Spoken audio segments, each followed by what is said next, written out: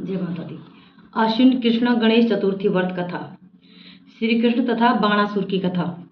युधिष्ठिर ने पूछा कि हे कृष्ण जी, ऐसा सुनने में आया है कि आश्विन कृष्ण चतुर्थी को संकटा चतुर्थी कहते हैं।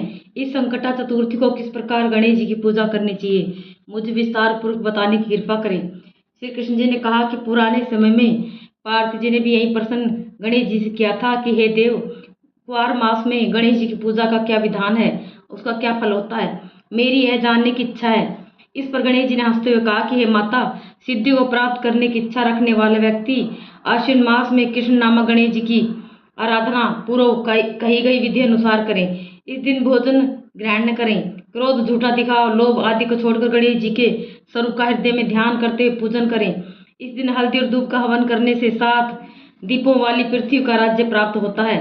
पुराने समय की बात है कि बाणासुर की कन्या उषा ने स्वप्न में अनिरुद्ध को देखा। अनिरुद्ध के विरह से वह इतनी व्याकुल हो गई कि उसके मन को किसी प्रकार से शांति नहीं मिल रही थी।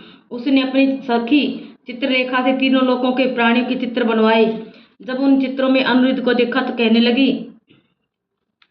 मैंने इसी पुरुष को स्वप्न में देखा था, इसी के साथ मेरा विवाह हुआ था।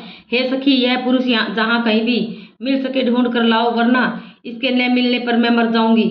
उसकी सखी चित्रलेखा यह सुनकर जगह जगह खोज करती हुई द्वारिका में आ गई।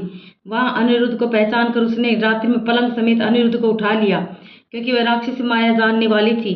तत्पश्चात वह सायंकाल के समय बाणासुर की नगर में पहुंची।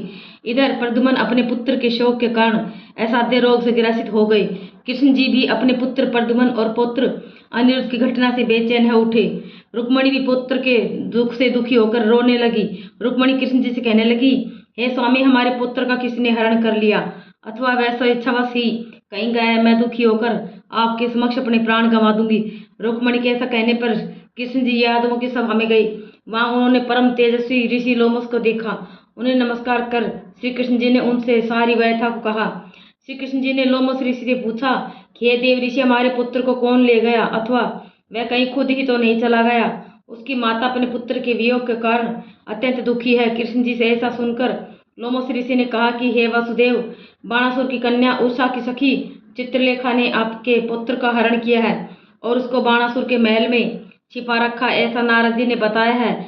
आप आश्विन मास की कृष्ण चतुर्थी संकटा का व्रत कीजिए। इसका व्रत करने से आपका पुत्र अवश्य उपस्थित हो जाएगा। श्री कृष्ण जी ने लोमस मुनि द्वारा बताए गए व्रत को किया। हे देवी, इस व्रत के प्रभाव के कारण कृष्ण जी ने बाणासुर को युद्ध में हरा दिया। हालांकि उस घोर युद्ध में मेरे पिता शिव जी ने बाणासुर की बहुत ही रक्षा की, फिर भी वह विजयी नहीं हो सका। कृष्ण जी ने क्रोधवश उसकी हजारों भुजाओं को काट डाला। श्री गणपति जी को खुश करने हेतु और सारी बाधाओं का निवारण करने के लिए इस व्रत के समान कोई और व्रत नहीं है। श्री कृष्ण जी ने कहा, हे राजन, समस्त कष्टों को नाश करने के लिए इस व्रत को अवश्य करना चाहिए। इस व्रत को करने से आपकी शत्रुओं पर विजय होगी और आप राज्य के अधिकारी होंगे। इस व्रत के फल का वर्णन धुरंधर विद्वान भी नहीं कर सकते। हे युधिष्ठिर, मैंने इसका स्वयं ज्ञान किया है और यह मेरा सत्य वचन है। जय माता दी।